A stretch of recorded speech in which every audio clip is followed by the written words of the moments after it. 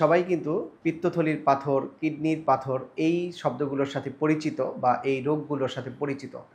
এছাড়াও কিন্তু আমাদের শরীরের বিভিন্ন জায়গায় পাথর হতে পারে। আমাদের লালাগ্রন্থিতে পাথর হতে পারে, আমাদের টনসিলের ভেতরেও পাথর হতে পারে।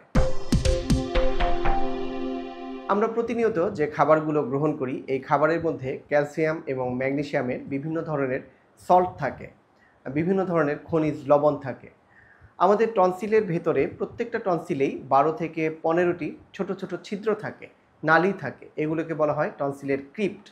এই ক্রিপ্টগুলোর ভেতরে যদি কোনো ডেব্রিস জমা হয় বা টনসিলের দীর্ঘদিন ধরে ইনফেকশন হয়ে হয়ে যদি এটির ভেতরে পুজ জমা হয়, তাহলে এই পুজের চারপাশে ক্যালসিয়াম বা ম্যাগনেসিয়ামের যে সল্টগুলো জমা হয়, এই লবণগুলো জমে জমে এখানে পাথর হতে পারে। এই পাথর সংখ্যায় একটি দুটিও হতে পারে বা অনেক বেশিও হতে পারে, এক পাশেও হতে পারে, আবার দুই পাশেও হতে পারে। আলাদাভাবে টনসিলে পাথরের লক্ষণ ওইরকম নেই।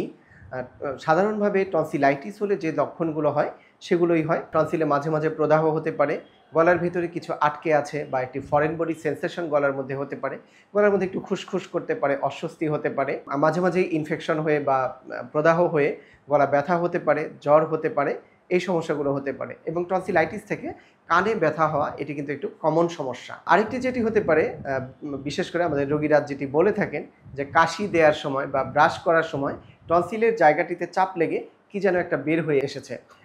টনসিলের ক্রিপ্টগুলো থেকে সাদা সাদা ভাতের মতো বা চালের মতো কিছু একটা বের হয়ে এসেছে এবং এটি খুবই দুর্গন্ধযুক্ত। এই কমপ্লেনটি আমাদের অনেক রোগীরা করে থাকে। এই যে দুর্গন্ধযুক্ত একটি শক্ত ভাত বা চালের মতো কিছু একটা বের হয়ে এসেছে, এটি কিন্তু পাথর বা টনসিলোলিথ। টনসিলের ভেতরে যে পাথর হয় সেই রোগটিকে আমরা বলে থাকি টনসিলোলিথ। রোগ নির্ণয়ের জন্য সাধারণত কোনো পরীক্ষা নিরীক্ষা প্রয়োজন পড়ে না। টনসিলে পাথর হলে এটি আমরা বাইরে থেকে যদি গলার ভেতরে দেখি তাহলে সাদা সাদা দেখা যায়, অনেক ক্ষেত্রে পাথরগুলো দেখা যায়। আবার অনেক ক্ষেত্রে ক্রিপ্টগুলোর মুখে এসে থাকে পাথরগুলো, চাপ দিলে পাথর বেরো হয়ে আসে। আবার অনেক ক্ষেত্রে আমরা সিটি স্ক্যানও করতে পারি। যদি সিটি স্ক্যান করি তাহলে পাথরের একটি শ্যাডো পাওয়া যেতে পারে। দর্শক, বেশিরভাগ ক্ষেত্রেই যদি ছোট ছোট পাথর হয়, এটি চিকিৎসা রোগীকে যদি এই পাথর কোনো ধরনের সমস্যা না করে তাহলে চিকিৎসার খুব বেশি প্রয়োজন পড়ে না। একটু কুসুম গরম পানিতে লবণ দিয়ে গার্গেল করলে রোগী ভালো বোধ করে।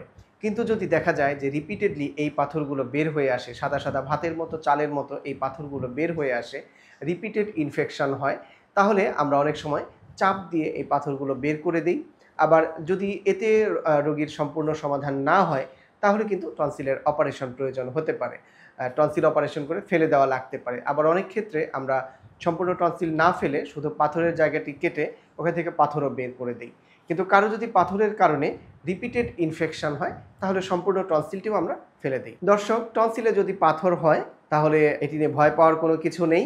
এটি খুবই সাধারণ একটি রোগ, এটি খুবই কমন রোগ।